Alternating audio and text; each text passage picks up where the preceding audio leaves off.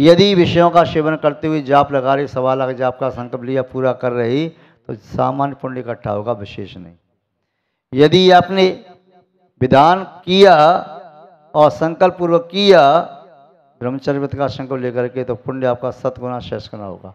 उपवास किया तो उपवास में भी ऐसी पुण्य की वृद्धि होती है।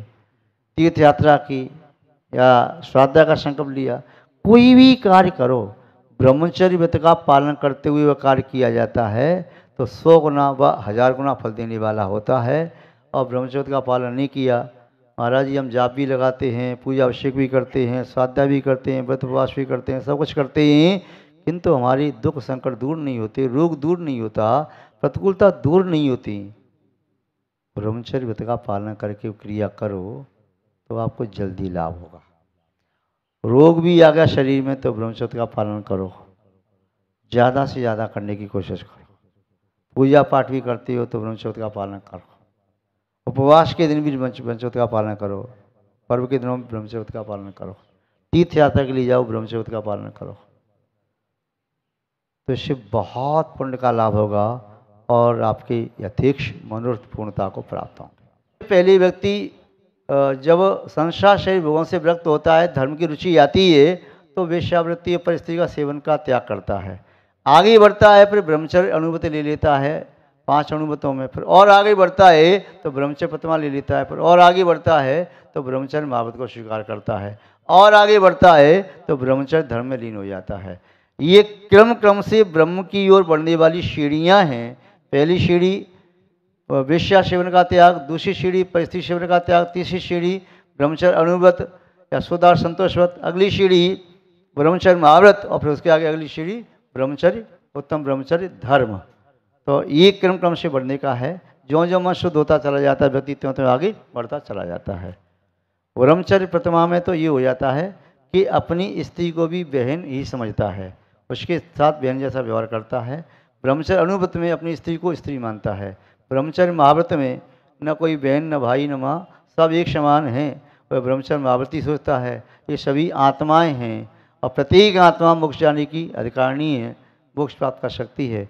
और ब्रह्मचर्य धर्म में अपनी आत्मा को आत्मा में लीन करता है, कोई विकल्प ही नहीं है। कौन क्या है, जो है सो है, वो कह नहीं सकते। क्योंकि देखो उदाहरण के लिए कहें, माँ अपनी बेटे के साथ भी सोती है, बेटी अपने पापा के साथ भी सो जाती है, भाई बहन एक साथ सो जाते हैं, मन उनका ठीक है तो दोष नहीं, किंतु मन खराब है तो फिर जिस स्त्री को आप चाहते हैं वो दूर भी है ना, तो उसके प्रति मन खराब करने से भी उसको बिना स्पर्श किए भी पूरा अब्रह्म का पाप कमाया जा सकता है।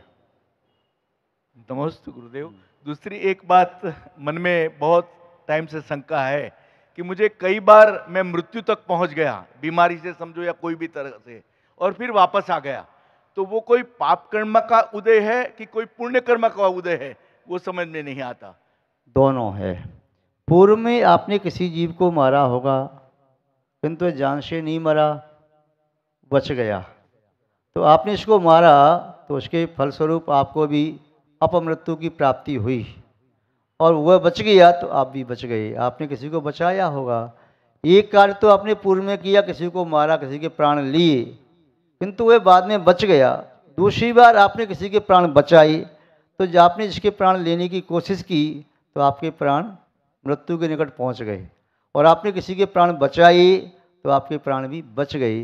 जीव जब दूसरे का घात करता है तो परोक्ष में अपना ही घात करता है।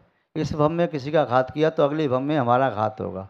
यदि इस भव में हमने किसी जीव की रक्षा की है तो हमारे भी प्राणों की रक्षा होगी। निमित्त कोई भी बने किंतु हमारा पुण्य आकर के हमारी रक्षा करेगा।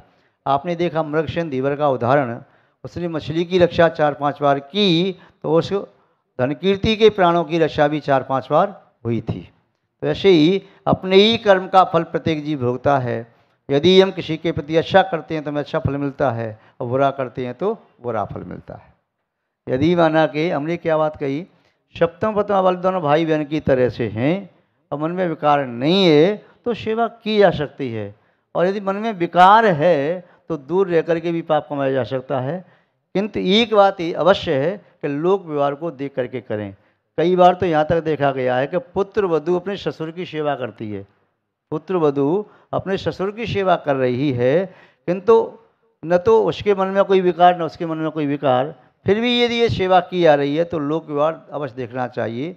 और पत्नी जो पूर्व में रही हैं तो संस्कार पूर्व के जागृत न हो, ये ध्यान रखना है। सेवा करना, पैर आदि दबाना, सर दबाना, यदि परिस्थिति ऐसी है और वह आत्मीयता से सेवा कर पाएगा, यदि नौकर लगा देंगे तो सेवा वो आत्मीयता से नहीं कर पाएगा। आत्मीयता से सेवा करने पर स्वास्थ्य लाभ जल्दी होता है और बेमन से सेवा करने पर स्वास्थ्य लाभ नहीं होता है। अतिकांक्षा हताएन, अतिकांक्षा हताएन, अतिकांक्षा हताएन ततस्तेन भवस्थितिः, ततस्तेन भवस्थितिः, ततस्तेन भवस्थितिः। ह्रस्यता निश्चितावास, ह्रस्यता निश्चितावास्य, ह्रस्यता निश्चितावास्य, ह्रस्यता निश्चितावास्य। कैवल्य सुख संगति, कैवल्य सुख संगति, कैवल्य सुख संगति। अतिकांक्षा हताएन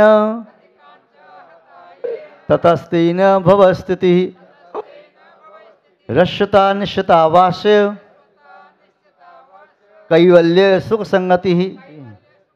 जिसने परिग्रह के प्रमाण का नियम ले लिया है, सीमा बना ली है, तो वह व्यक्ति किस प्रकार संसार से बच जाता है।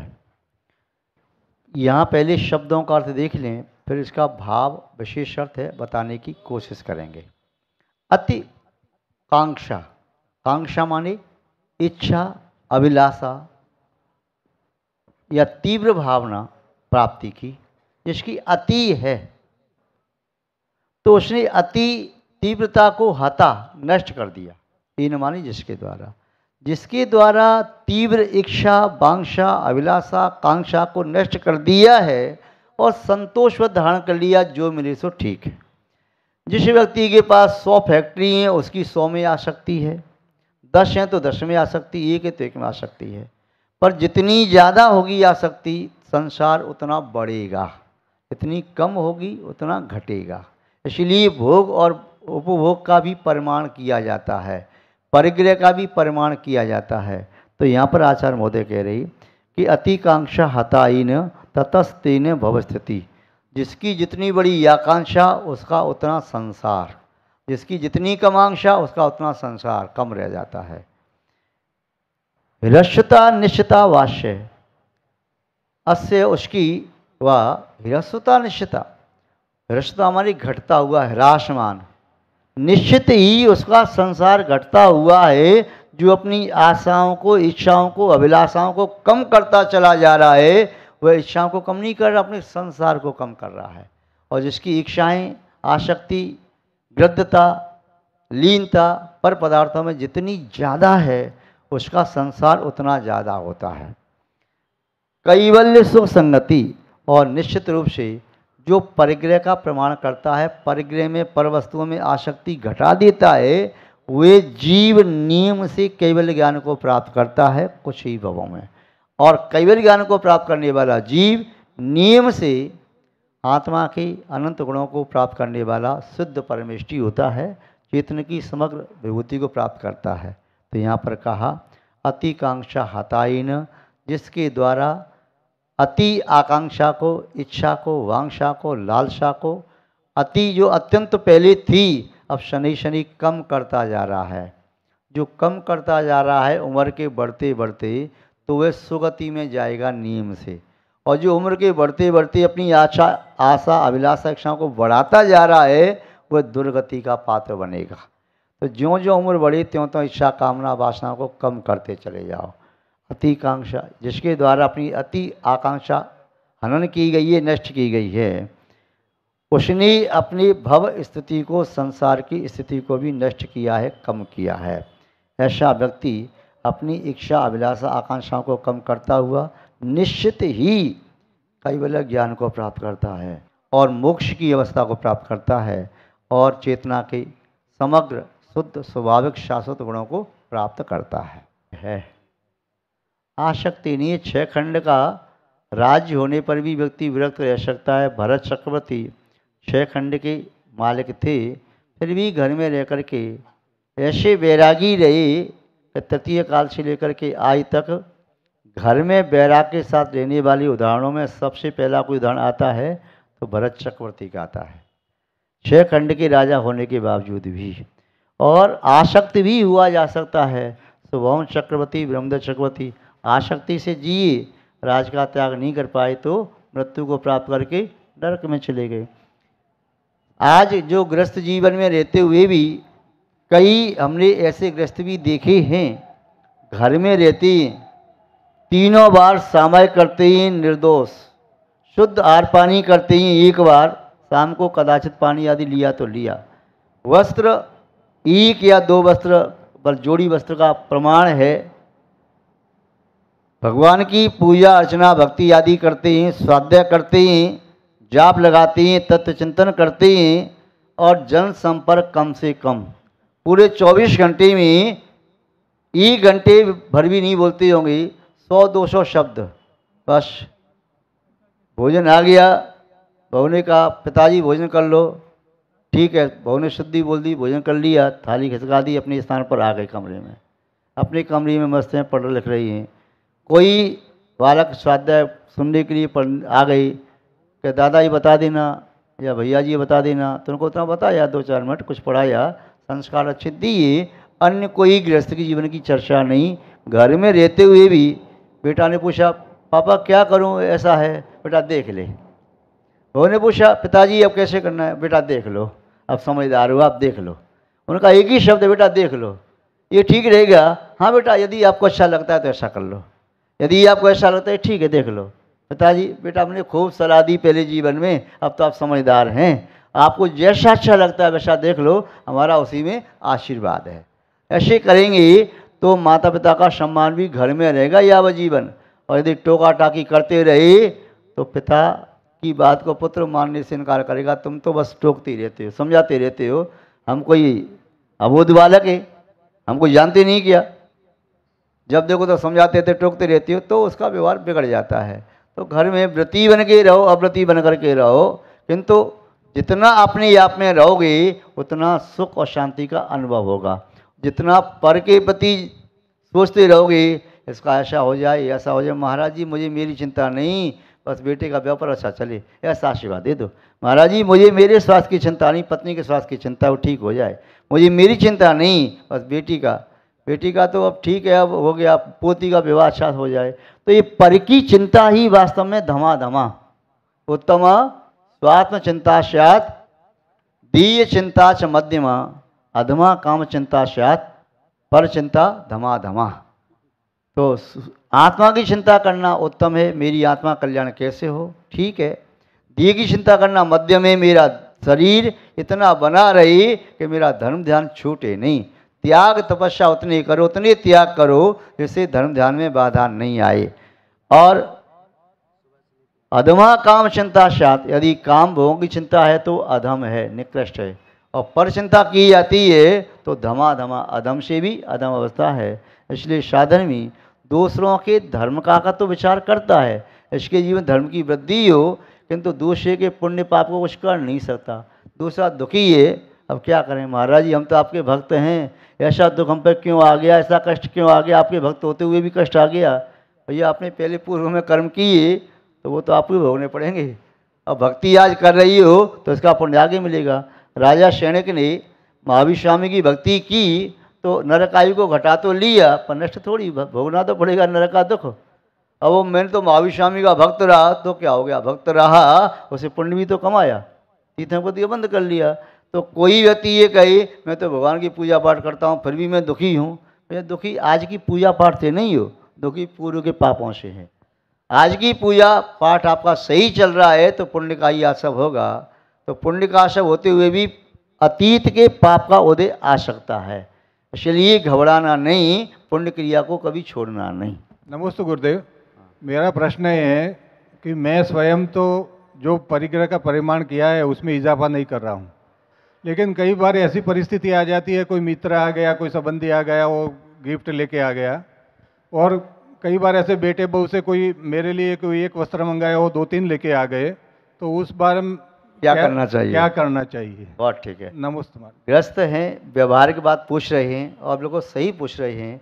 जैसे माना कि इन्होंने 4 या 5 कुर्ता पजामा का नियम लिया, माना के अब उनका काम चल रहा है, बहू बेटियों को लगा कि पिताजी का जन्मदिवस आ रहा है या शादी की सालगिरह है या कोई और घर में फंक्शन हो रहा है, तो नई व्यवस्था करके ले आई।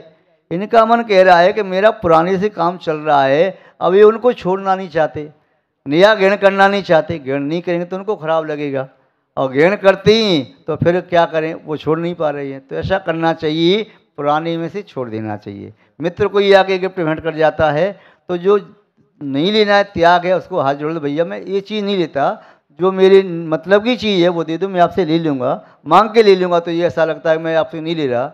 और जो नियम नहीं है तो चलो ठीक है तुम देते ही हो तो ये चीज़ तुम ले जाओ, दूसरा मैं ले लेता हूँ। तो ऐसे ही उनको संतुष्ट कर देना चाहिए, अपने नियम न तोड़ें तो ज़्यादा ठीक है। नमस्ते। ओम। चलिए, यदि आप अपने देवी देवता की फ़ोटो लगा रहे हैं श्रद्धा से, तो अपने देवी देवता की अर्थात जिंद भगवान की फ़ोटो ही लगाएं।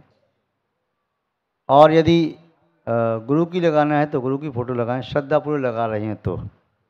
और यदि लोक व्यवहार से लगा रही हैं, जैसे आपका प्रतिष्ठान ऐसा है जहाँ सब लोग आते हैं और आपको सबको प्रभावित करना है, तो उनके उद्देश्य आपने लगाई है, तो उस प्रकार भी लगा सकते हैं। किंतु ये ध्यान रखें, ऐसा नहीं हो कि लगा करके आपकी श्रद्धा कहीं संभक्त से मिथ्यात्व में चली जाए, इस बात का ध्यान रखें। तो सुनते हुए कोई काम करना आपको आवश्यक है तो काम करो, क्योंकि यदि आपने सुना ही नहीं, बंद कर दिया, स्विच ऑफ कर दिया, तो कोई शब्द कान में नहीं पड़ेगा, तो फिर आपके मन में कुछ और अलग विचार चलेंगे, वे अशुभ भी हो सकते हैं। यदि आप इसको सुन रही हैं और कदाचित उसी समय कोई काम करना पड़े तो काम भी चलो करो, कोई ना कोई शब्द अंदर जाएगा, वर्गणाएँ जाएंगी जो आपके चित्त को विशुद्ध बनाने में निमित्त बन सकती हैं।